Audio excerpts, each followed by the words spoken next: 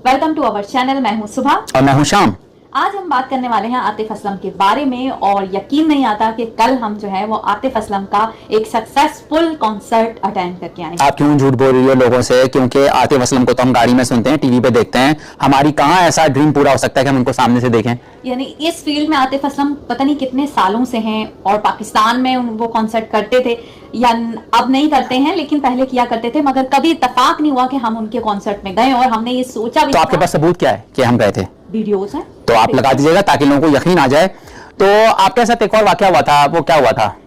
2 years पहले जो राहत फतेह अली खान थे वो शिकागो आए थे और मेरी फ्रेंड ने बहुत ज़्यादा इंसिस्ट किया था मुझे कि तुम चलो मेरे साथ राहत के कॉन्सर्ट में। और उस वक्त राहत फतेह अली खान जो अमेरिका में जो पाकिस्तानी सिंगर्स में सबसे ज़्यादा चार्ज भी कर रहे थे और कामयाब। कितना चार्ज कर रहे थे? गैस करें, बता दें लोगों को, आपको पता है? हाँ, उस वक्त वो चार्ज करते थे $1.5 लाख। ये आज से मैं पर कॉन्सर्ट जो है चार्ज करते थे। अब उसी मुकाम पे तकरीबन आतिफ असलम भी आ चुके हैं कि वो भी इतना ही चार्ज करते हैं, क्योंकि राहत फतेह अली खान के साथ आप सबको पता है कि दम वाला पानी जो है ना वो पी के वो और चप्पल से अपने नौकर को मार रहे थे, तो उनकी अब वो वैल्यू नहीं रही है। तो देखो दोस्तों, एक वाकया, एक आपकी रिकॉर्डिंग आपको आसमान से जमीन पे ला सकता है। बोतल कहाँ है? कहाँ है मेरी बोतल? उसमें दम वाला पानी था। आतिफ असलम की जो लाइफ है उस मामले में क्लीन है, उनके कोई स्कैंडल्स नहीं आते, कोई ऐसी बात नहीं आती है। तो अभी तक उनकी पब्लिक डिमांड बहुत ज्यादा है। तो मैंने सोचा भी नहीं था कि उस वक्त मैंने ये सोचा कि ये सिंगर्स तो आते ही रहते हैं और अमेरिका आना कोई इनके लिए बड़ी बात नहीं है, हर साल आते हैं, तो मैं नेक्स्ट टाइम कभी चली जाऊंगी। उस वक्त मैंने ये नहीं सोचा था कि मुझे 5 आवर्स की ड्राइव करके जाऊं या मैं प्लेन करके जाऊं फिर मैं उनका कॉन्सर्ट अटेंड करूं, तो मैंने ध्यान नहीं दिया। अब मुझे क्या पता था कि राहत फतेह अली खान के साथ ये जो है ना वो ट्रेजेडी हो जाएगी और वो आइंदा अमेरिका नहीं आएंगे। अब वो नहीं आते हैं अमेरिका, तो बुलाया नहीं जाता। तो मैं मिस कर गई राहत फतेह अली खान को। लेकिन आतिफ असलम में फिर वही मेरी फ्रेंड ने कहा कि तुम चलो, तो मैंने और फिर अपने टिकट बुक करा लिए। मगर मेरी फ्रेंड नहीं गई, तो शाम मेरे साथ गए कंपनी देने के लिए। अच्छा, इसमें जो ये वाकया सुनाने का मकसद ये था कि कभी भी आपको कोई अपॉर्चुनिटी मिले तो आप उसको मिस मत करें। हो सकता है वो सिंगर बीमार हो जाए, उसके साथ कुछ ऐसे हालात हों, कुछ भी हो सकता है, तो आप जरूर अपॉर्चुनिटी को अवेल किया करें, खासतौर पे जो अमेरिका में रहते हैं उनके लिए। अच्छा, आज का वीडियो जो है आतिफ असलम के जो कॉन्सर्ट में हमारा एक्सपीरियंस रहा, अच्छा रहा या बुरा रहा, वीडियो आखिर तक देखिएगा, आपको बहुत कुछ जानने को मिलेगा। हमारी आंख से हमने जो देखा वो आपको बताएंगे। दोस्तों, मैंने चैट जीपीटी से पूछा कि भाई बर्रे सगीर यानी सब कॉन्टिनेंट, उनके तुम 5 बड़े सिंगर्स बताओ। तो चैट जीपीटी ने मुझे बताया है कि लता मंगेशकर पहले नंबर पे, दूसरे नंबर पे मोहम्मद रफ़ी के, जिनकी जब डेथ हुई थी तो कहते हैं 10 से 15 हजार लोगों का उनकी नमाज जनाजा में लोग भी शरीक हुए थे। तो रफ़ी आज भी रफ़ी है। फिर उन्होंने किशोर कुमार का चैट जीपीटी ने मुझे बताया, नूर जहां चौथे नंबर पे, फिर 5वें नंबर पे आयशा भोसले हैं। और अभी के दौर में अरिजीत सिंह और आतिफ असलम ग्रेटेस्ट सिंगर हैं दोस्तों। और अरिजीत सिंह अभी रुपीस में ना 2 मिलियन रुपीस तक चार्ज करते हैं और आतिफ असलम जो हैं वो 8 से 10 मिलियन रुपीस चार्ज करते हैं।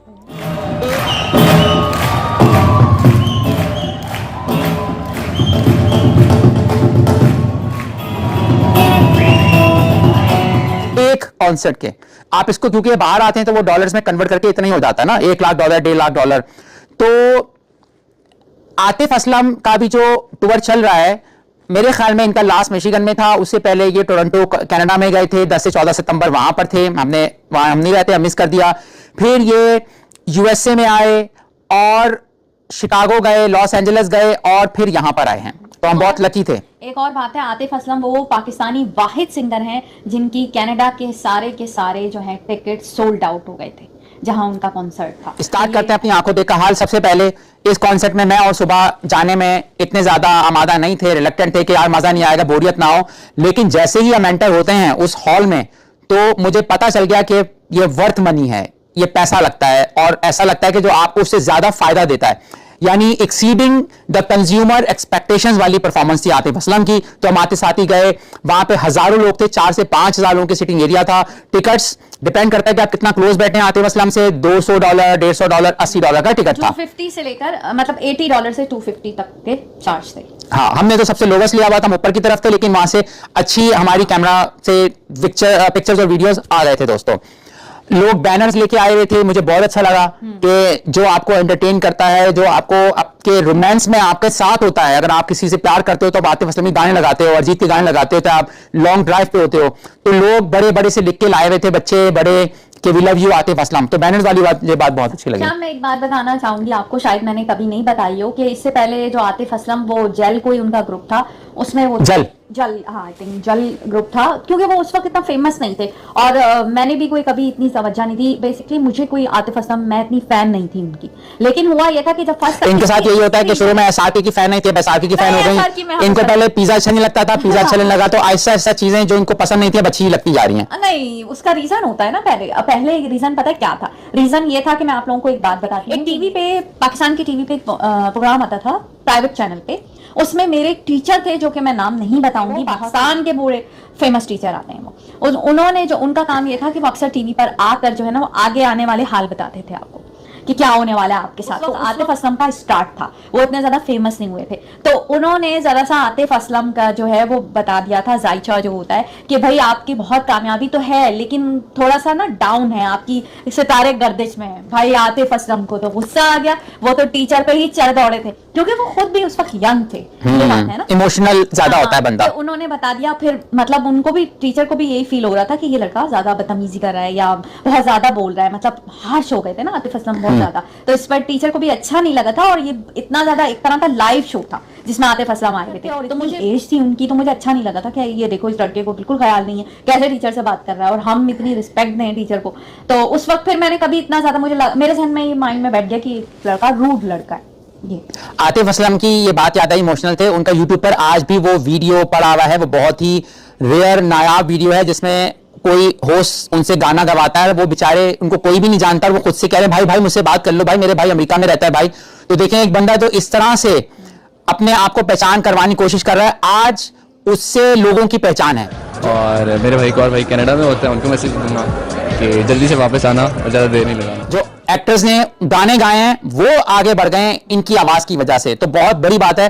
कहते हैं कि एक जो सिंगर होता है उसका ख्वाब होता है कि हजारों लोग उसके आसपास हों और उसके लिए लड़कियां लड़के पागल हो रहे हो। मैंने वो कल उसका क्रेज देखा है आतिफ असलम का, मैं बहुत सरप्राइज हुआ। आता है गुस्सा मुझे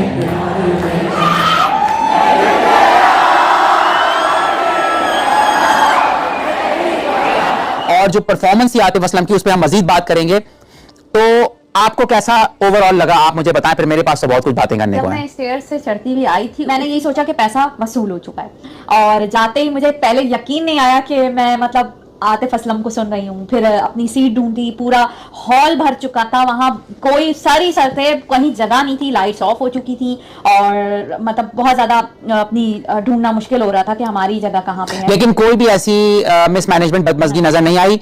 सिर्फ एक आई थी कि जब आतिफ असलम ने 2.5 घंटे की परफॉर्मेंस दी, उसके बाद वो थक गए होंगे, लेकिन नीचे लोग ना कॉन्सर्ट के दरवाजे के बाहर खड़े हो गए कि भाई हमने पिक्चर बनवानी है। तो वहां पे जो सिक्योरिटी गार्ड्स थे उन्होंने बार बार, गोरे बेचारे गोरियां कह रहे थे it's over please leave it leave it. उनको समझ में नहीं आ रहा था कि भाई हम देसी हैं, हमारा जरा क्रेज होता है पिक्चर लेने का, तो वो समझ गए होंगे बहरहाल बाद में। तो ये थोड़ा सा बदमजगी थी, बाकी कोई डिस्टर्बेंस नहीं था। आतिफ असलम ने शो के लास्ट से कुछ पहले पूछा कि यहाँ से इंडियंस कितने आए हैं, लोगों ने हाथ खड़े किए, पाकिस्तानी कितने आए हैं, लोगों ने हाथ खड़े किए, नेपाली, बांग्लादेशी, क्योंकि हम जब नयागरा फॉल गए थे तो नेपाली भी उर्दू बहुत अच्छी बोल सकते हैं। जब आप लोगों से इंटरेक्ट करते हो तो वो आपको अपनी ही तरह लगते हैं लोग, और मोहब्बत का पता चलता है कि हम सब इंसान एक हैं। तो नेपाली भी क्रेजी हैं आतिफ असलम के बारे में। एक और अच्छी बात थी कि वो भी गाने गा रहे थे जो इंडियन सॉन्ग्स थे, जैसे दिल से गाए, और एक दो और ऐसे गाने थे जो इंडियन थे, यानी दोनों ऑडियंस को वो बैलेंस कर रहे थे।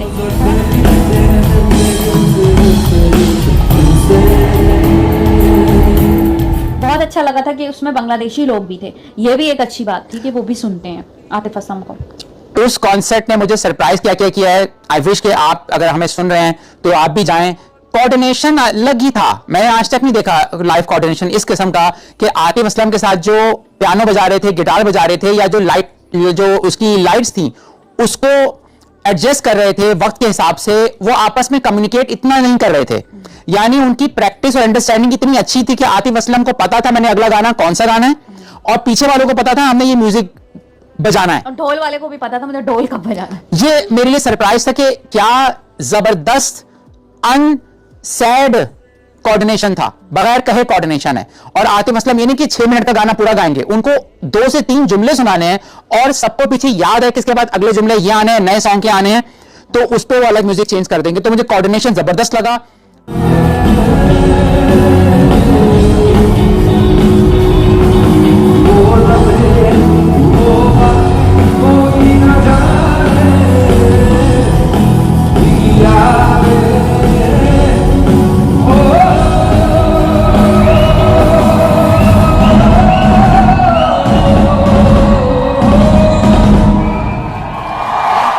आतिफ असलम थोड़ा जब झूमते थे तो लोग भी झूमते थे। आतिफ असलम ने जब भंगड़ा गाया तो लोग खड़े होके नाचने लगे। भाई क्या फीवर था आतिफ असलम का।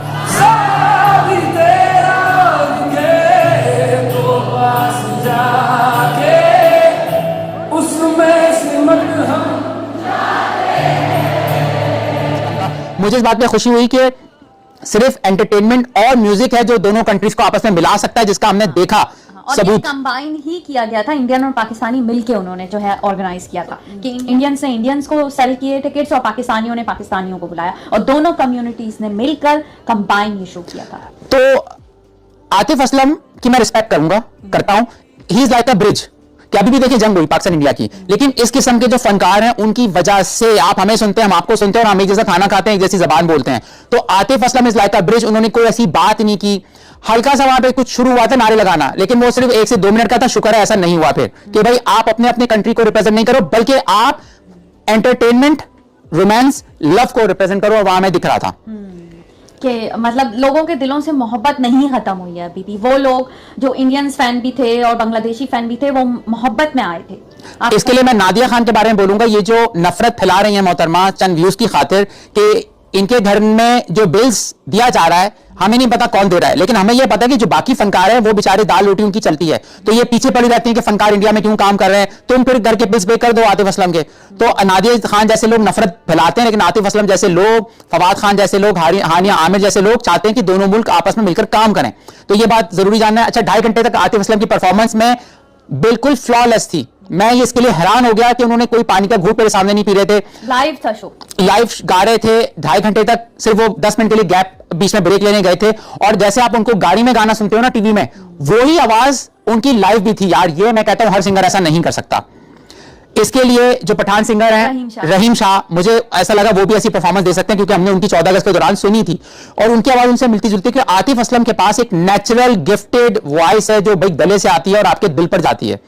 और लास्ट ईयर यहाँ पे सोनू निगम भी आए थे और ये सारे गाने जो सुबह ने डाले हैं स्ट्राइक नहीं आई, क्योंकि ये सबूत है कि आतिफ असलम लाइव गा रहे थे। आतिफ असलम का इंटरेक्शन पब्लिक के साथ बहुत अच्छा था और जो मेरे जहन में जो परसेप्शन था वो थोड़ा चेंज हुआ। और शायद हालात और वाकयात भी अब कुछ ऐसे हैं कि आतिफ असलम को अब लोगों के साथ इंटरेक्शन भी ज्यादा करना पड़ा है और एक तरह से उनका झुकाव भी पब्लिक की तरफ ज्यादा था, क्योंकि वो इस तरह के भी गाने गा रहे थे कि दूरी और जिसमें मायने निकलते हैं वो अपनी इंडियन पब्लिक को भी मिस करते हैं। और Atif Aslam is real entertainer के जब वो ये बोलते थे शायर अर्ज करता है तो लोगों में एक जज्बा आ जाता था कि अब कौन सा शेर कहने वाले हैं, कौन सा शायरी करने वाले हैं। स्टेज पे एक लड़की भी उन्होंने बच्ची बुलाई है, एक बंदा बुलाया जो आतिफ असलम से डबल उम्र का लग रहा था, लेकिन कह रहा था मैं आपको 7 साल की उम्र में था तो देख रहा हूँ। वो भी एक फनी था। वो बड़े लग रहे थे, वो होंगे छोटे ही मगर लग रहा आतिफ असलम से जो है ना वो बड़े थे। और पता नहीं आतिफ असलम को तो मैं जो पहली दफा देखा आज तक मुझे तो उतनी ही एज लगती है आतिफ असलम की। क्या ख्याल है, आपको फर्क लगता है? नहीं, इतना नहीं लगता। नहीं, आतिफ असलम की भी उम्र जो है ना नजर नहीं आती। हमने फैसला किया कि अब ऐसे कोई कॉन्सर्ट्स होंगे इंडियंस के, पाकिस्तानी के, बांग्लादेशी, हम जरूर जाएंगे अगर हो सके। अच्छा, मैं आखिर में एक और बात करना चाहता हूं कि ऐसे कॉन्सर्ट्स में जाना क्यों जरूरी है, एंटरटेनमेंट क्यों जरूरी है। मैं आपको 20 बातें बताऊंगा जो इस वक्त पाकिस्तान में लोग फेस कर रहे हैं। भाई पाकिस्तान में तफरी अब सिर्फ गोश्त खाना रह गई है। बेगम को उठाया, चलो भाई सालगिरह टिक्का खाने चलें।